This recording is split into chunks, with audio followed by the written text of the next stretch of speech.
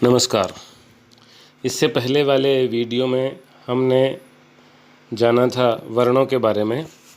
आज के वीडियो में हम जानेंगे शब्दों के बारे में। भाषा की सबसे छोटी और सार्थक इकाई शब्द ही है। ध्वनि समूहों की ऐसी रचना जिसका कोई अर्थ निकलता हो उसे शब्द कहते हैं। आइए जानते हैं शब्द की परिभाषा। एक या एक से अधिक वर्णों से बने सार्थक ध्वनि समूह को शब्द कहते हैं। शब्द के भेद।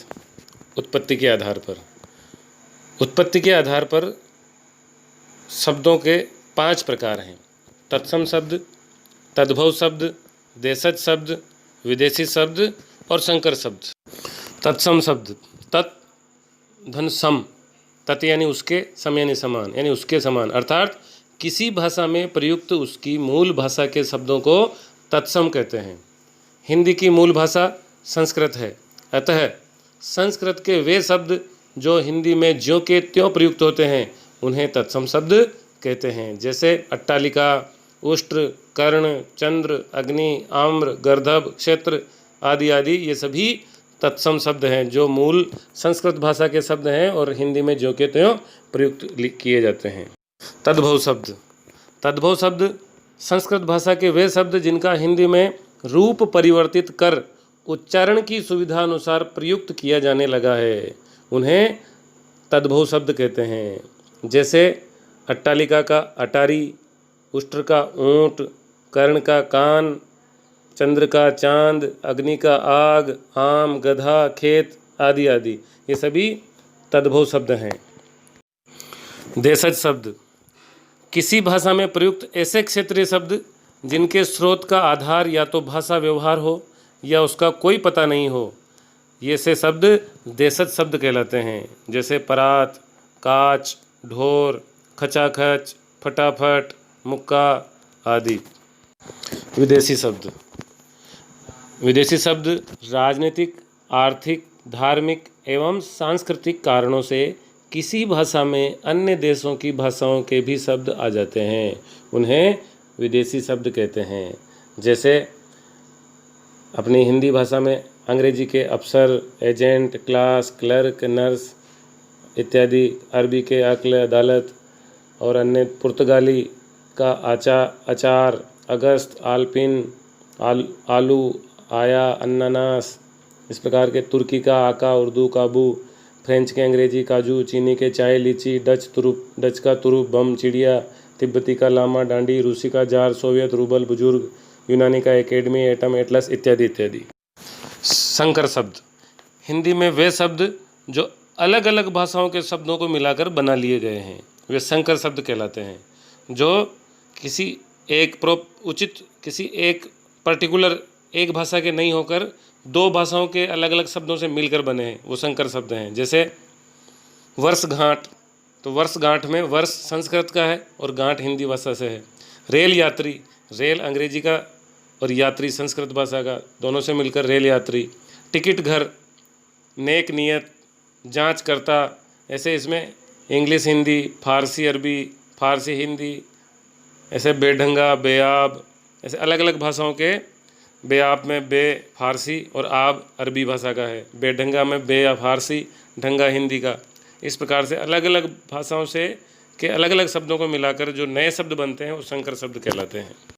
ये हो गए उत्पत्ति के आधार पर शब्दों के 5 प्रकार। अब आते हैं अपन रचना के आधार पर।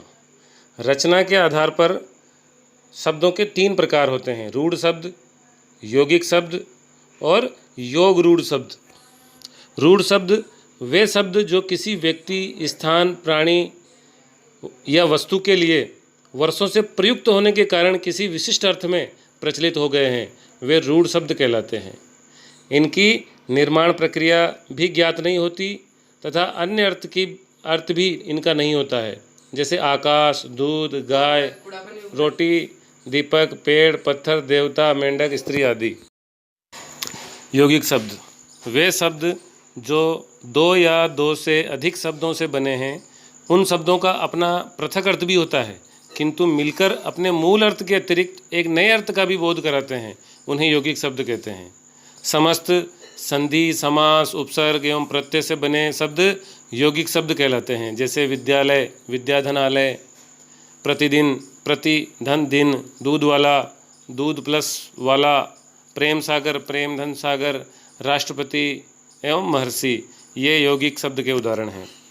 योग रूढ़ शब्द वे यौगिक शब्द जिनका निर्माण पृथक पृथक अर्थ देने वाले शब्दों के योग से होता है, किंतु वे अपने द्वारा प्रतिपादित अनेक अर्थों में से किसी एक विशेष अर्थ का ही प्रतिपादित करने के लिए रूढ़ हो गए हैं। ऐसे शब्दों को योग रूढ़ शब्द कहते हैं। जैसे पीतांबर, पीत धन अंबर, पीत यानी पीला, अंबर यानी वस्त्र के योग से बना है। पीतांबर यानी पीला है वस्त्र जिसका, किंतु अपने मूल अर्थ से इतर इस शब्द का अर्थ विष्णु रूढ़ है। विष्णु के लिए यह रूढ़ रूप में प्रयुक्त होने लगा है। इसी प्रकार दशानन, गजानन, जलज, लंबोदर, त्रिनेत्र, चतुर्भुज, घनश्याम, रजनीचर, मुरारी, चक्रधर, षडानन आदि सभी शब्द योग रूढ़ हैं। प्रयोग के आधार पर शब्दों को दो भागों में बांटा गया है, विकारी शब्द और अविकारी या अव्यय शब्द। विकारी शब्द वे शब्द जिनका लिंग, वचन, कारक एवं काल के अनुसार रूप परिवर्तित हो जाता है, विकारी शब्द कहलाते हैं। विकारी शब्दों में समस्त संज्ञा, सर्वनाम, विशेषण तथा क्रिया शब्द आते हैं। इनके बारे में अपन अगले वीडियो में जानेंगे। अविकारी या अव्यय शब्द वे शब्द जिनका लिंग, वचन, कारक एवं काल के अनुसार रूप परिवर्तित नहीं होता, अविकारी या अव्यय शब्द कहलाते हैं। इन शब्दों का रूप सदैव वही बना रहता है, इसलिए इन्हें अव्यय कहा जाता है। अविकारी शब्दों में क्रिया विशेषण, संबंध बोधक, समुच्चय बोधक या विस्मयादि बोधक आदि अव्यय शब्द आते हैं। अर्थ के आधार पर शब्दों को 9 भागों में बांटा गया है। पहला है एकार्थी शब्द। एकार्थी शब्द जिन शब्दों का प्रयोग एक ही अर्थ में होता है उन्हें एकार्थी शब्द कहते हैं। जैसे दिन, धूप, लड़का, पहाड़, नदी आदि शब्द इनके एक ही अर्थ होते हैं। और अनेकार्थी शब्द जिन शब्दों के अर्थ एक से अधिक होते हैं उन्हें अनेकार्थी शब्द कहते हैं। इनका प्रयोग अलग अलग अर्थ में प्रसंगानुसार किया जाता है। जैसे अज, अमृत, कर, सारंग, हरि आदि। पर्यायवाची शब्द वे शब्द जिनका अर्थ समान होता है, अर्थात किसी शब्द के समान अर्थ की प्रतीति कराने वाले अथवा अर्थ की दृष्टि से लगभग समानता रखने वाले शब्द पर्यायवाची शब्द कहलाते हैं। जैसे अमृत, पीयूष, सुधा, अमीय, सोम आदि शब्द अमृत के समानार्थी हैं, अतः ये शब्द अमृत के पर्यायवाची शब्द हैं। फिर विलोम शब्द एक दूसरे का विपरीत अर्थ देने वाले शब्द विलोम शब्द कहलाते हैं। जैसे रात, दिन रात, माता पिता, तो ये दो शब्द हैं, दो का जोड़ा एक दूसरे के विपरीत अर्थ, दिन और रात, माता पिता। अगला है अपना प्रकार समुच्चरित शब्द या युग्म शब्द। ऐसे शब्द जिनका उच्चारण समान प्रतीत होता है किंतु अर्थ पूर्णतया भिन्न होता है, उन्हें समानार्थी प्रतीत होने वाले भिन्नार्थक शब्द अथवा युग्म शब्द कहते हैं। जैसे आदि आदि, तो आदि आदि यानी प्रारंभ और आदि यानी जो आदतन हो गया है, हैबिचुअल। इसके बाद है अपना शब्द समूह के लिए एक शब्द, अंग्रेजी में जिसे वन वर्ड कहते हैं। जब किसी वाक्य, वाक्यांश या समूह का तात्पर्य एक शब्द द्वारा अभिव्यक्त किया जाता है अथवा एक शब्द में उस वाक्यांश का अर्थ निहित हो, उसे शब्द समूह के लिए एक शब्द कहते हैं।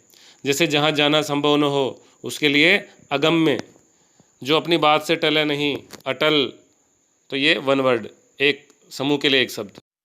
7वां नंबर है अपना समानार्थक प्रतीत होने वाले भिन्नार्थक शब्द। ऐसे शब्द जो प्रथम दृष्टि या रचना की दृष्टि से समान प्रतीत होते हैं एवं अर्थ की दृष्टि से भी बहुत समीप होते हैं, किंतु उनके अर्थ में बहुत सूक्ष्म अंतर होता है तथा अलग संदर्भ में ही जिनका प्रयोग संभव है। जैसे अस्त्र शस्त्र, तो अस्त्र शस्त्र लगते तो समान हैं, लेकिन अर्थ में इनके एक अंतर है। जैसे अस्त्र फेंक कर वार किए जाने वाले हथियार जैसे तीर, भाला आदि, और शस्त्र जिन हथियारों का प्रयोग हाथ में रखकर किया जाता है, जैसे तलवार, लाठी, चाकू, गंडासा आदि। 8वां है अपना समूहवाची शब्द ऐसे शब्द जो एक समूह का प्रतिनिधित्व करते हैं अथवा सामूहिक वस्तुओं का अर्थ प्रकट करते हैं, उन्हें समूहवाची शब्द कहते हैं। जैसे गट्ठर लकड़ी या पुस्तकों का समूह, गुच्छा चाबियों या अंगूर का समूह, गिरोह माफिया चोर डाकुओं का समूह, रेवड़ भेड़ बकरी या पशुओं का समूह। इसी प्रकार झुंड टुकड़ी पंक्ति माला आदि शब्द हैं। और अंतिम प्रकार है इसमें ध्वन्यार्थक शब्द। ऐसे शब्द जिनका अर्थ ध्वनि पर आधारित हो उन्हें ध्वन्यार्थक शब्द कहते हैं। इनको निम्नांकित उपभेदों में बांट सकते हैं। जैसे पशुओं की बोलियां तो दहाड़ना शेर, भौंकना कुत्ता, हिनहिनाना घोड़ा, चिंगाड़ना तो ये पशुओं की बोलियों के आधार पर, मिमियाना रंभाना, फुफकारना टर्राना गुर्राना म्याऊं आदि। और पक्षियों की बोलियां चहचहाना, पीहू पीहू, काँव काँव कौवा, गुटरगूँ कबूतर, कुकड़कू मुर्गा, कुहुकना कोयल आदि ये पक्षियों की बोलियां। और जड़ पदार्थों की ध्वनियाँ जैसे कड़कना बिजली, खटखटाना दरवाज़ा, छुक छुक रेलगाड़ी, गर्जना बादल, खनखनाना सिक्के आदि। तो ये हो गए अपने शब्दों के प्रकार। मिलते हैं अगले वीडियो में विकारी शब्द और अविकारी शब्दों के साथ। संज्ञा सर्वनाम विशेषण क्रिया ये सभी विकारी शब्द और क्रिया से विशेषण समुच्चय बोधक संबंध बोधक विस्मयादि बोधक आदि शब्दों को अविकारी शब्दों वाले वीडियो में जानने के लिए शीघ्र ही मिलेंगे। नमस्कार, जय श्री राम, धन्यवाद।